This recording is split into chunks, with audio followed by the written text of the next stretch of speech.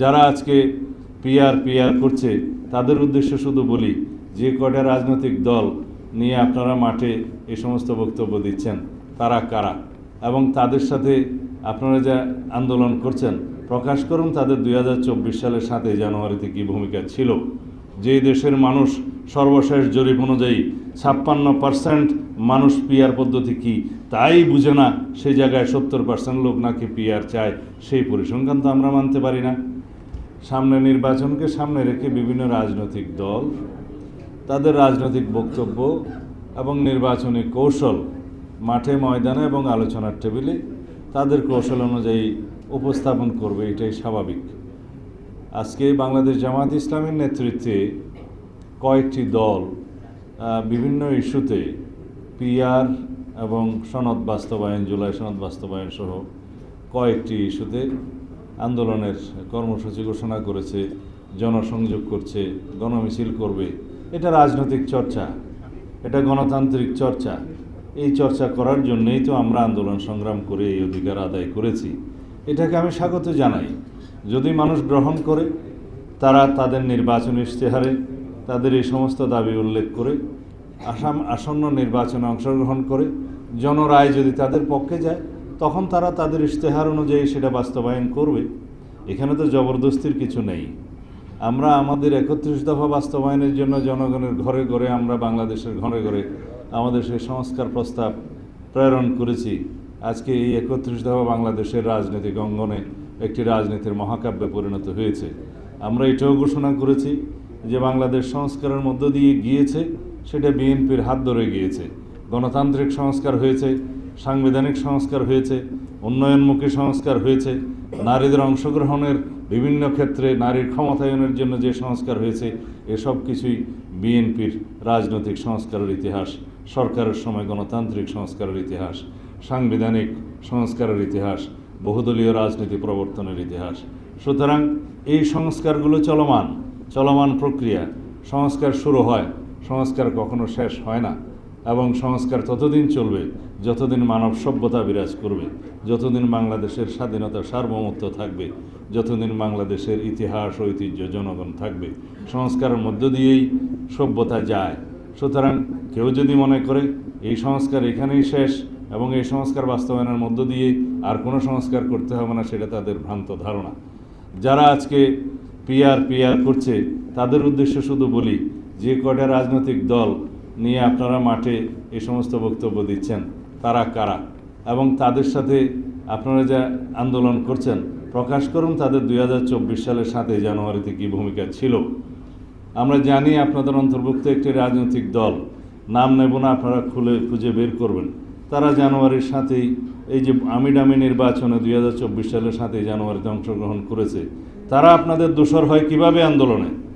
যারা বিগত 16 বছরে ফেসিবাদী শাসনামলে বাতাস করেছে আওয়ামী লীগের সমস্ত কর্মকাণ্ডে, তারা আপনাদের আন্দোলনের শরিক হয় কিভাবে? তারা বাংলাদেশের মানুষ তাদের মুখোশ চিনে, মুখোশ উন্মোচন করেছে। আমরা মনে করি জনগণকে বিভ্রান্ত করার জন্য আপনারা কোনো আন্দোলন করা সঠিক হবে না বাংলাদেশের এই গণতান্ত্রিক আবহের মধ্যে। আমরা চাই সবাই ফেসিবাদ বিরোধী জাতীয় ঐক্য অটুট থাকুক। আমরা সবাই চাওয়া উচিত ফেসিবাদ বিরোধী জাতীয় ঐক্যকে আমরা সমুন্নত রেখে এটাকে শক্তিতে পরিণত করে চিরতরের জন্য ফেসিবাদী শক্তিকে আমরা নির্বাসনে দেই। সুতরাং আমরা এমন কোনো কর্মকাণ্ড করতে পারবো না যার মধ্য দিয়ে ফেসিবাদের পুনরুত্থান হয় অথবা ফেসিবাদের প্রত্যাবর্তন সহজ হয়, অথবা আমরা এমন কোনো কর্মকাণ্ড করতে পারি না যার ফাঁক ফোকরের মধ্য দিয়ে বাংলাদেশে অস্থিরতা সৃষ্টি করতে পারে। পিআর মানে আমি অনেক সময় বলেছি, এটা পার্মানেন্ট রেস্টলেসনেস, এটা স্থায়ীভাবে অস্থিরতা সৃষ্টি করে, অস্থিতিশীলতা সৃষ্টি করে রাষ্ট্রে। পৃথিবীর যে সমস্ত দেশে এটা এক্সপেরিমেন্ট হয়েছে সেই সমস্ত দেশের নজির আপনারা খুব দেখুন। আপনারা খুব সম্প্রতি দেখবেন নেপালের রাজনৈতিক পরিস্থিতি, সেখানেও পিআর বিদ্যমান। কখনো স্থায়ী সরকার ব্যবস্থা থাকে না, স্থিতিশীল সরকার ব্যবস্থা থাকে না। 2 মাস, 6 মাস, 5 মাস, 1 বছর পরে সেই সমস্ত জায়গায় খালি প্রধানমন্ত্রী চেঞ্জ হয়, সরকার চেঞ্জ হয়, কোনো জনপ্রত্যাশা বাস্তবায়ন করা সম্ভব হয় না, কোনো দলের রাজনৈতিক অঙ্গীকার বাস্তবায়ন সম্ভব হয় না, জনগণের কল্যাণে কোনো কিছুই বাস্তবায়ন করা সম্ভব হয় না। একটা অস্থিতিশীল অস্থির পরিবেশের মধ্য দিয়ে বাংলাদেশকে আমরা যেতে দিতে চাই না। যেখানে সিম্পল মেজরিটি অথবা মেজরিটির ভিত্তিতে কোনো দল এবং জোট সরকার গঠন করতে পারে না, সেরকম একটা ব্যবস্থাকে আমরা আহ্বান জানাতে পারি না। যে দেশের মানুষ সর্বশেষ জরিপ অনুযায়ী 56% মানুষ পিআর পদ্ধতি কি তাই বুঝে না, সেই জায়গায় 70% লোক নাকি পিআর চায়, সেই পরিসংখ্যান তো আমরা মানতে পারি না। এরকম বিভ্রান্তকর তথ্য দিয়ে বাংলাদেশের মানুষকে ভুল বোঝানো বা বিভ্রান্তি সৃষ্টি করা অনুচিত হবে। যে সমস্ত রাজনৈতিক দল নিজস্ব রাজনৈতিক স্বার্থে জাতীয় স্বার্থকে জলাঞ্জলি দিচ্ছে, দেশের স্বার্থকে, জনগণের স্বার্থকে জলাঞ্জলি দিচ্ছে হীন রাজনৈতিক উদ্দেশ্যে, তাদেরকে বলবো আপনারা বাংলাদেশের জনগণের স্বার্থে সঠিক রাস্তায় ফেরত আসুন, জনগণকে বিভ্রান্ত করবেন না। আপনারা কি জানেন এই পিআর পদ্ধতিতে কোনো স্বতন্ত্র প্রার্থীর কোনো জায়গা আছে? আপনারা যে কেউ যদি কোনো নির্বাচনী এলাকার মধ্যে কেউ একজন স্বতন্ত্র প্রার্থী হিসেবে দাঁড়াতে চান, তার জন্য এই পিআর পদ্ধতিতে তো কোনো খানা নাই। তারা কি নির্বাচনে অংশগ্রহণ করার জন্য সাংবিধানিক অধিকার রাখে না? আপনারা পিআর পদ্ধতি মানে সিম্পল যদি বলেন মার্কাতে ভোট দিবে, কে সংসদ সদস্য নির্বাচিত হবে সেই এলাকার মানুষ জানবে না, সেই নির্বাচনী এলাকার মানুষের কোনো অধিকার থাকবে না, তারা যাকে পছন্দ করে ভোট দিবে সে নির্বাচিত হবে। নির্বাচন করবে কে? মার্কাতে ভোট পড়বে, নির্বাচিত হবেন যিনি, তিনি কেবল দলের কেন্দ্রীয় নেতৃত্ব কর্তৃক নির্বাচিত হবেন। দলের প্রেসিডেন্ট, সেক্রেটারি অথবা আমির সাহেব অথবা মজলিসের শোরা নির্ধারণ করবে কোন এলাকায় কে নির্বাচিত হবেন। সেই হিসাবে বাংলাদেশের মানুষের গণতান্ত্রিক অধিকার তো নিশ্চিত হলো না। সেই পদ্ধতিকে আমরা চাই। বাংলাদেশের মানুষ যেই পদ্ধতি 56% মানুষ বলে বুঝেই না, সেই পদ্ধতিকে আমরা চাইতে পারি? তো সুতরাং এই সমস্ত কথাবার্তা বলে জাতিকে বিভ্রান্ত করার চেষ্টা না করাই উচিত।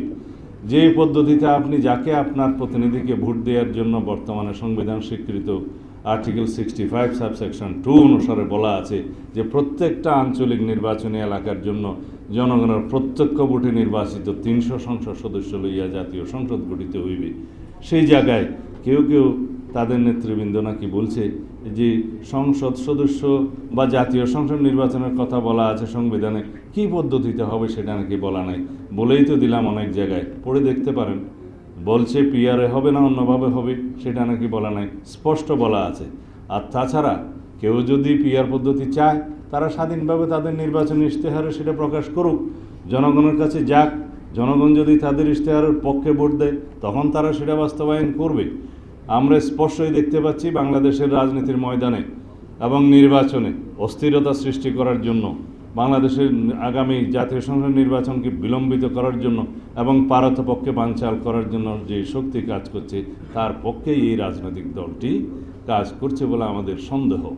কারণ বাংলাদেশে যদি নির্বাচন বিলম্বিত হয়, তাহলে ফ্যাসিবাদের উৎপাত হবে আবার, ফ্যাসিবাদের উৎপত্তি হবে আবার, এবং পতিত ফ্যাসিবাদ সুযোগ পাবে আবার। সুতরাং সেটাকে আমরা চাইতে পারি?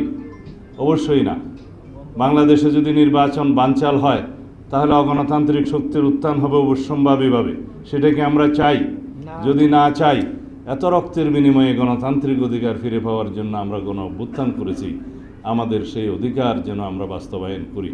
বাংলাদেশের সামনের দিনে যেই জন্য আমরা গত 16 বছর আন্দোলন সংগ্রাম করেছি, যে অধিকার ফিরে পাওয়ার জন্য, ভোটের অধিকার ফিরে পাওয়ার জন্য, সেই অধিকার প্রয়োগের জন্য বাংলাদেশের জনগণ আমরা সবাই উন্মুখ হয়ে আছি। এই অধিকার প্রয়োগের মধ্য দিয়েই বাংলাদেশের গণতান্ত্রিক যাত্রা কার্যকরভাবে শুরু করবে। এই অধিকার বাস্তবায়নের মধ্য দিয়েই, এই ভোটাধিকার প্রয়োগের মধ্য দিয়েই বাংলাদেশের জনগণ স্বাধীনভাবে আগামীতে একটি রাজনৈতিক সরকারকে ক্ষমতায়ন করবে।